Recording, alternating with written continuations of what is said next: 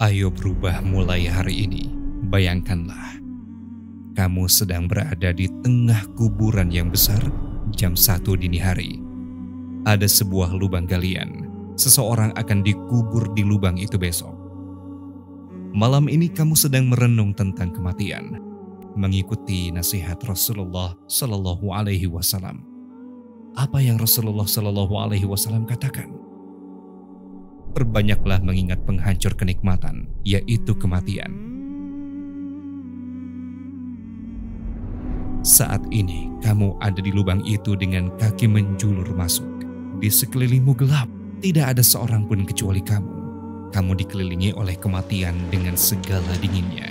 Suasana yang membuatmu menggigil ketakutan. Ada banyak tulang di sekitarmu. Kamu dikelilingi oleh mereka yang pernah hidup di bumi 100, 150, 200 tahun yang lalu. Ada orang yang menikah dengan bahagia, bersuka cita mendapat kabar akan hadirnya seorang anak, penuh dengan kegembiraan. Namun di saat berada di atas tanah, kebahagiaan itu terenggut ke dalamnya. Dari ratusan ribu orang mati, kamu berdiri sendirian di tengah mereka. Benar-benar sendiri, merenungi bahwa pada akhirnya hal ini juga akan terjadi padamu. Bayangkan dirimu di kuburan itu. Bayangkan terkubur di dalam tanah. Orang-orang meninggalkanmu sendirian dan melupakanmu dalam 2 minggu. 2 minggu kemudian, mereka yang meratapimu mulai bisa tertawa lagi, melanjutkan kehidupan mereka dengan segala iramanya. Mereka mengingatmu sekali atau 2 kali dalam sehari, dan itu memudar. 3 tahun kemudian, hampir tak ada yang tersisa. Orang-orang mengingatmu saat tanggal kematianmu, melanjutkan kehidupan mereka. Kisah yang kuceritakan bukanlah dongeng semata. Ini kisah yang pasti akan terjadi padamu dan padaku 100%. Apakah kamu hidup di atas tanah hari ini? Iya. Apakah kamu akan dikubur dalam kurun waktu 100 tahun? Iya. Kita berbicara tentang sesuatu yang pasti terjadi sekarang atau nanti. Kamu tahu, ada pepatah yang mengatakan, Kullu atin qarib. Segala sesuatu yang akan terjadi itu sudah dekat. Saat kamu ada di dalam tanah, saudaraku, orang-orang tetap menjalani kehidupan mereka di atas tanah dengan semua kebisingan dan kegembiraan untuk dunia ini. Kamu terbaring di bawah, sementara mereka berjalan di atasmu. Bayangkan seorang pria yang baru saja lulus ujian mengemudi. Dia berseru dengan penuh kegembiraan. Dia berjuang, mengikuti ujian 2-3 kali dan akhirnya sangat bahagia. Lihat orang lain. Ada seorang ayah di rumah sakit yang memegang anaknya di pelukannya dengan sangat gembira. Selama bertahun-tahun, dia tidak punya anak. Dan sekarang dia berseru, "Anakku, aku akan membuat hidupmu sempurna." Suaranya bergema di koridor rumah sakit. 100 tahun kemudian, ayah dan anak itu juga telah menjadi bagian dari tanah gelap yang ditumbuhi rumput. Di mana kegembiraan itu sekarang? Kebahagiaan itu? Di mana seruan itu? Sangat aneh kan? Orang-orang sering percaya bahwa kematian itu seperti tidur yang tenang. Kita sering berkata, "Aku ingin mati saja dan bebas dari segalanya." Padahal, sesungguhnya, kenyataannya justru sebaliknya. Pada hari kamu mati, kamu mulai terbangun dari tidur yang sangat lelap, tidur duniawi yang sangat nyenyak. Setelah itu, kamu melihat kenyataan yang sesungguhnya. Tabir di atas matamu, tabir tidur dan kelalaian mulai terangkat. Tak ada jejak tidur yang tersisa. Kamu menjadi sepenuhnya sadar saat itu. Jika kamu menyenangkan Allah di dunia ini, pemandangan indah menantimu di sana. Tetapi jika kamu tidak bisa, jika kamu terus terjebak di dalam lembah dosa dan membuat alasan seperti, "Aku tidak sholat 5 waktu, aku tidak bisa sholat 5 kali, aku cuma bisa 4 kali. Ya, aku punya pacar dan kami bergandengan tangan." Jika kamu terus dalam skenario seperti itu, dan jika kamu tidak bisa menyenangkan Allah, jika Allah tidak mengampunimu, siksaan menunggu di akhirat. Tetapi itu bukan siksaan yang sederhana. Kamu tahu, sebelum kita mencapai surga atau neraka, kita akan melalui alam kubur.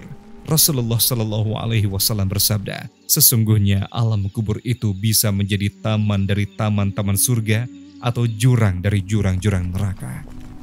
Apa yang menunggu di sana untuk orang-orang yang tersiksa? Kesepian yang tiada akhir. Kamu berandai-andai, dikelilingi dengan seandainya. Di mana-mana ada penyesalan, di mana-mana dipenuhi dengan ucapan, "Ah, seandainya aku tidak." Semua telah kehilangan maknanya. Semuanya yang kamu miliki di dunia, kamu tinggalkan dan masuk ke dalam tanah tanpa apapun. Saat itulah, tidak ada lagi yang tersisa di sekelilingmu yang membuatmu sibuk di dunia. Tidak ada cek, tagihan, ujian, ini dan itu. Kamu mulai berpikir dengan jelas. Kamu menyadari bahwa kamu tidak pernah benar-benar memiliki apa yang kamu pikir adalah milikmu.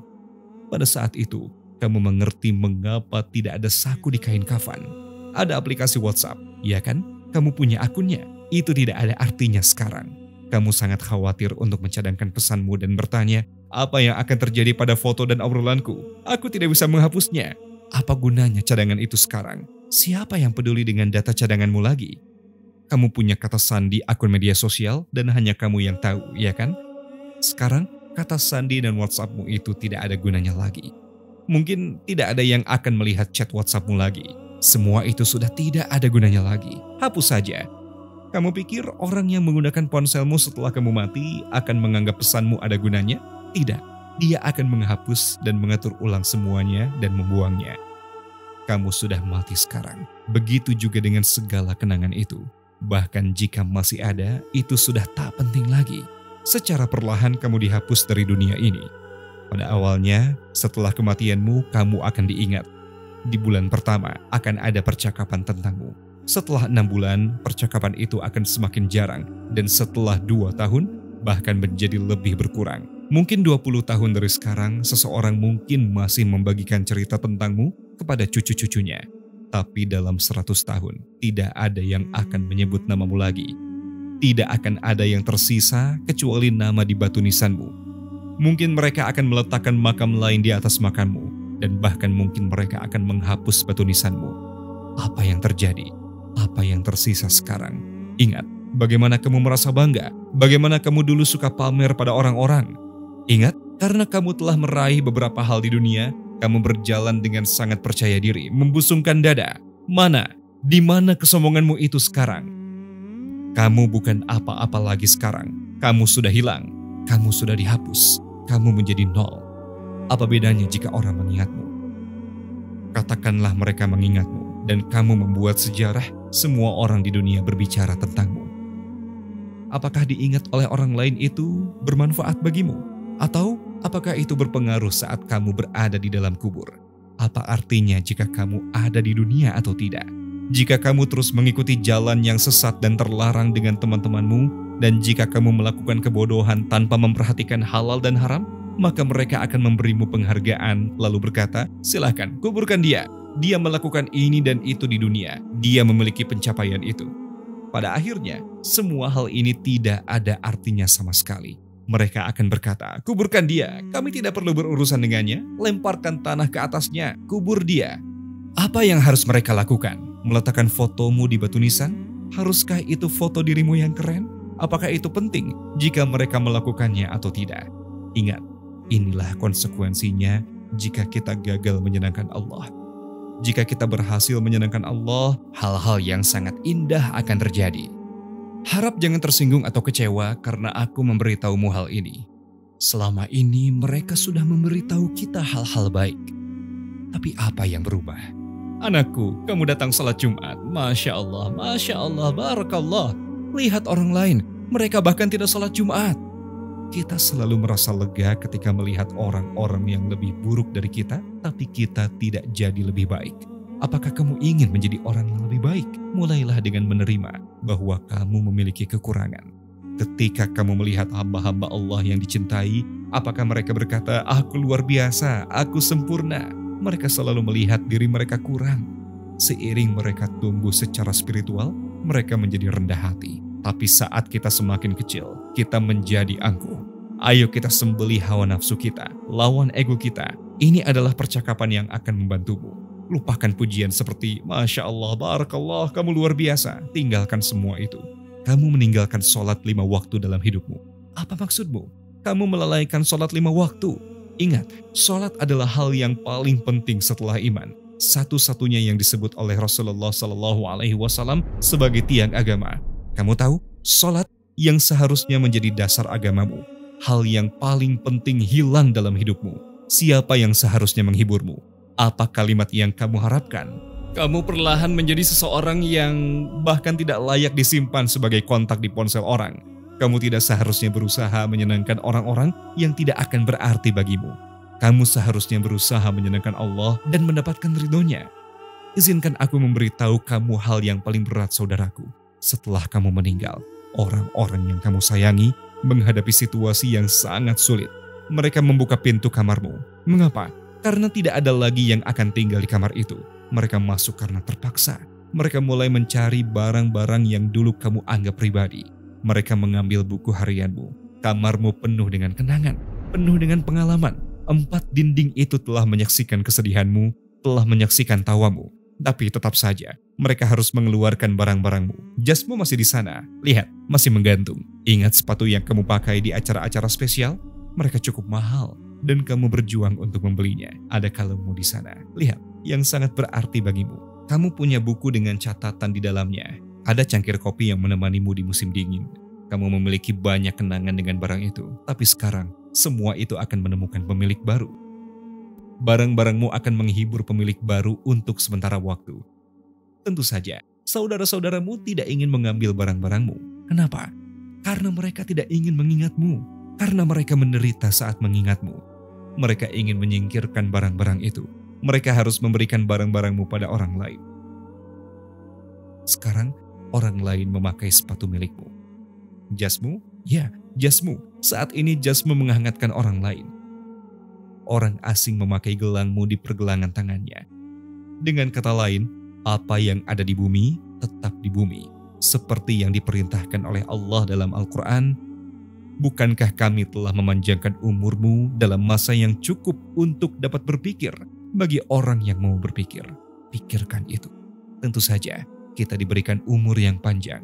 Tapi jika kamu hidup selama 60-70 tahun dan tidak pernah serius memikirkan semua ini, saudaraku, pikirkan sekarang. Tak perlu mengalami skenario buruk yang telah kita bahas. Tuhan kita ingin mengampuni kita, ingin memaafkan kita. Allah ingin kamu melangkah ke surga. Kamu tahu, dalam hadis suci Tuhan kita berkata tentang hambanya, "Jika hambaku mendekat kepadaku sejengkal, aku mendekat kepadanya sehasta, dan jika dia mendekat kepadaku sehasta, aku mendekat kepadanya sedepah. Dan jika dia datang kepadaku dengan berjalan, aku datang kepadanya dengan berlari." Makna ini disampaikan. Jadi, kamu juga harus mengambil langkah, saudaraku. Itu tidak terlalu sulit. Buatlah daftar hal-hal haram dalam hidupmu. Mulailah menghilangkannya dari hidupmu satu persatu.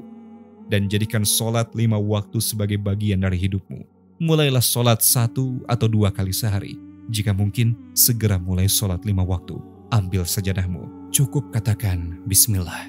Itu tidaklah sulit.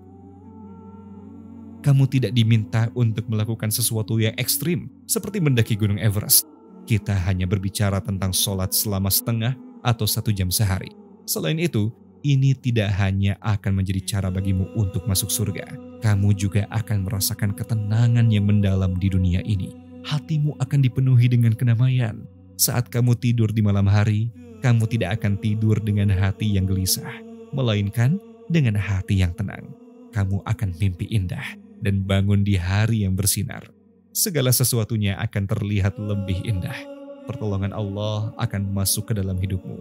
Mungkin masalah dan cobaan yang kamu hadapi saat ini yang membuatmu bertanya, kenapa Allah memberiku begitu banyak cobaan? Mungkin karena jarang sholat. Mungkin Allah sedang mencoba membuatmu memahami sesuatu. Istilahnya, jika tidak lulus ujian, maka kamu harus mengulang. Jika kamu tidak memahami pelajarannya, Allah sedang mencoba memberitahumu sesuatu yang penting. Dia berkata, atur hidupmu di jalan yang benar, tapi kamu tidak mengerti. Lalu, kali ini dia memperingatkanmu dengan lebih keras. Dia sampaikan dalam bahasa yang bisa kamu pahami. Kamu mendapati dirimu dalam situasi yang sulit dan mendominasi pikiranmu.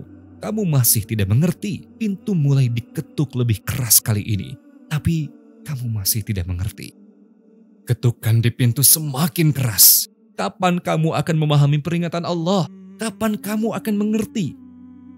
Lihat, peristiwa-peristiwa ini adalah cara untuk kamu memahaminya.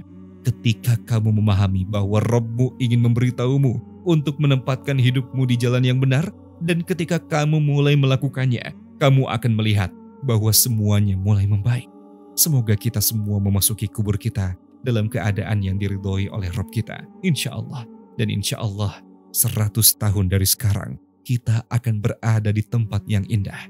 Aku berharap seperti itu. Jadi apa yang menunggu kita setelah kita memasuki kubur? Pertanyaan-pertanyaan ini bisa dijelaskan secara rinci. Tetapi singkatnya, ada momen sakaratul maut, momen kematian. Momen kematian adalah serangan terakhir setan. Kemudian malaikat maut mencabut nyawa. Kehidupan di alam kubur dimulai. Di dalam kubur, kamu akan ditanya oleh malaikat Munkar dan Nakir. Setelah itu, hari kiamat dimulai. Kamu tahu, setelah kamu mati, kamu tidak langsung pergi ke surga atau neraka. Tapi kamu menunggu di alam kubur. Sampai kapan? Sampai hari akhir ketika kiamat terjadi. Setelah itu, manusia akan dibangkitkan menuju padang mahsyar. Manusia dikumpulkan untuk menerima catatan amalnya tanpa kecuali. Manusia berkumpul untuk dilakukan perhitungan, lalu menerima hasil timbangan atas semua amal perbuatannya selama di dunia. Kita tahu tentang peristiwa menyeberangi jembatan Sirat. Surga dan neraka datang setelah itu. Jadi, ada perjalanan yang panjang. Perjalanan sebenarnya dimulai pada saat kematian kita. Setelah kematian, selama tahap ini, kamu tidak bisa memilih kamu mau kemana. Kamu dipaksa untuk menerima keputusan kemana harus pergi, berdasarkan apa yang kamu lakukan sebelum mati. Misalnya pada saat ini, kamu berniat untuk melakukan sesuatu yang baik. Kamu memutuskan untuk meninggalkan hal yang haram dari hidupmu, melakukan amal baik, sholat. Pada saat penting ini, setan mungkin akan menggodamu dengan mengatakan, kerjakan nanti saja, habis ini. Dia mungkin berkata, pertama, menikahlah. Perhitungan ini sudah dimulai sekarang. Keputusan yang kamu buat sekarang, pada akhirnya akan menentukan jalan yang kamu ambil setelah mati. Mungkin kamu belum siap untuk membuat perubahan dalam hidupmu saat ini. Aku tidak tahu. Aku tidak bisa menilai siapapun. Tapi kamu tahu, ada istilah. Meskipun pembawa pesan pincang, pesan yang dibawa adalah benar. Maaf jika kata-kataku keras dan menyinggung siapapun. Tapi kebenaran ini harus disampaikan. Tidak ada yang bisa mengklaim tempat yang terjamin di surga. Kenyataan tidak berjalan seperti itu. Aku bertaubat untuk kesalahan-kesalahanku di masa lalu. Aku mencurahkan pagi dan malamku untuk melayani agama Allah secara sukarela. Aku berharap Allah akan memberiku ridhonya. Aku sangat berharap. Ini bukan seperti ini tidak akan terjadi. Aku sangat berharap. Aku percaya pada rahmat Rabbku. Insya Allah 100 tahun dari sekarang, ketika kita semua bangun, semua orang di sini, aku, kita semua akan membuka mata kita di surga dan berkata, Alhamdulillah. Pada saat itu, semua kesulitan, cobaan, penderitaan, utang, stres, dan rasa sakit karena perpisahan dari orang-orang yang kita cintai akan hilang. Semua kekhawatiran kita akan berakhir. Kita akan berkata, Bismillah, untuk surga yang indah saudara-saudaraku.